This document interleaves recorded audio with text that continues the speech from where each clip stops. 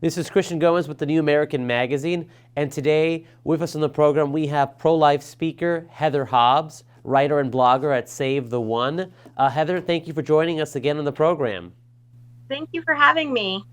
Now, I understand that you live in Oregon, and right now in the Oregon State Legislature, some bills are being proposed, some of them set to pass out of their committees this week even, that would make it easier for patients or individuals to have medically assisted or physician-assisted suicide euthanasia. Can you tell us a little bit about these bills and what is going on specifically with them in the Oregon Legislature? Yes, I'm happy to tell you about it. So there are two. There is HB2217 and SB579. So what HB2217 does is it essentially is going to expand the ways that people can get their hands on these euthanasia medications. So with current law, you can get it only in the hospital setting with an IV.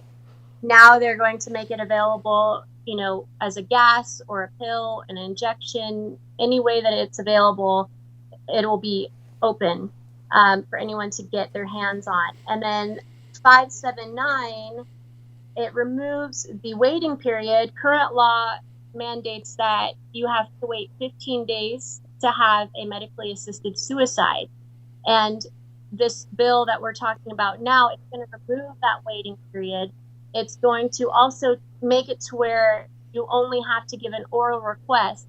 So right now, if I were to go to the hospital, I would have to give them an oral request and a formal written request. It would have to be reviewed. I would have to wait. I would have to likely get some counseling and information.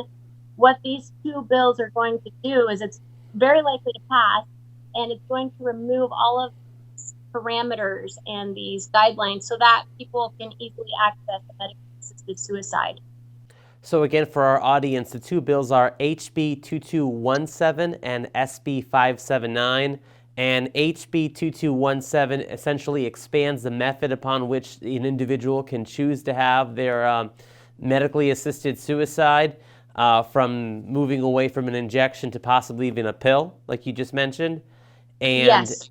SB 579 removes the waiting period for, so the way I understand it, in Oregon right now, the state law mandates 15 days, which if someone in their high emotional state thinks, I want to kill myself, I want to die today, but then they sleep on that decision and decide, that's a little too crazy. I can get through whatever it is that I'm going through, and decides not to have that medically assisted, euthanasia occur. But in this case, the person can demand it in the same day. So what are some ramifications that could come with both of these combined, supposing that they both pass in the legislature and get signed into law? What are some of the possible ramifications of changing the method from an injection to a pill, and changing the waiting period from 15 days to the same day itself? So there are so many ramifications. I don't know if we even have the allotted time to go over all of them, but let me give you a few scenarios. Let's say that I had a baby last week. I'm experiencing some extreme postpartum depression. I've got medical issues. I've got financial issues. My world is falling apart. I can go into the emergency room just filled with despair and say, okay, I just want to end it all. I can't live with myself. I can't live with this stress. And I don't even have to have my provider authorize this. It changes the terminology even to where it can be any doctor. And I don't need a second doctor's opinion. I don't need multiple opinions. I can have any doctor do this. And like you said, there's no waiting period. There's no, I'm going to go home. I'm going to look at my baby, look into that sweet child's face and say, you know what? My child needs me. I can't go through with this. There's none of that. I'm going to go in. I'm going to say I want it. I don't need to have it written. I don't need any kind of legal documents. I can just have it done. Now, with the pill, the person, do they have to stay in the hospital setting or in the clinic and take it there supervised by the doctor, or not? The verbiage does not specify that it has to be under supervision. So my assumption is that it was made intentionally to make it more accessible and to kind of make it a free-for-all for everyone. So does that mean that someone could request, theoretically, under this proposal, under this measure, someone could request the pill from a doctor at an emergency room or a clinic or wherever, get the pill, take it home, and possibly slip it in someone else's meal, or someone that they intentionally want to kill in their life? That's the issues that I'm having and that I'm seeing within these bills is, yes, it's going to make it more accessible. People can use these medications to do great harm to other people. There's also the scenario and the concern that there are a lot of people out there who can be bullied or pressured into a suicide. Perhaps there's a big life insurance policy and maybe they've got some medical issues and they say, okay, we're drowning in debt, let's go to the hospital and get the suicide, get that insurance money. It also makes me wonder and question, does this make life insurance, like you were saying earlier before we got on air, is it going to skyrocket? Is it going to make it to where insurance companies won't even serve the people of Oregon? What does it do then when someone can pressure someone else to have a medically assisted suicide? Does it hurt, the insurance premiums? Does it make it harder to get insurance here?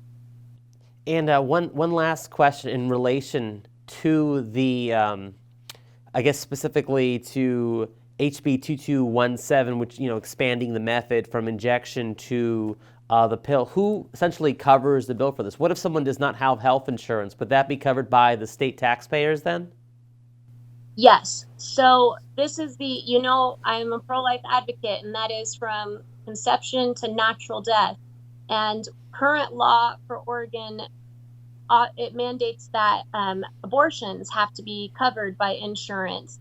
And if someone does not have insurance, that means our Medicaid is paying for it. So currently, taxpayers in Oregon are paying for abortions up to full term for any reason at all, including illegal immigrant abortions. And the same thing is going to happen here. If someone has Medicaid or does not have insurance or the funding themselves, it's going to fall on the taxpayers to kill these people. Well, we will continue to cover this as the story develops, as this bill progresses through the legislature. And we'll come back to you and ask you more about the status of the bill and any potential ramifications that we haven't even discussed today that there may be from both of these bills. So thank you again for joining us today, Heather, and we hope to have you again on the program sometime soon. Thank you. I look forward to it.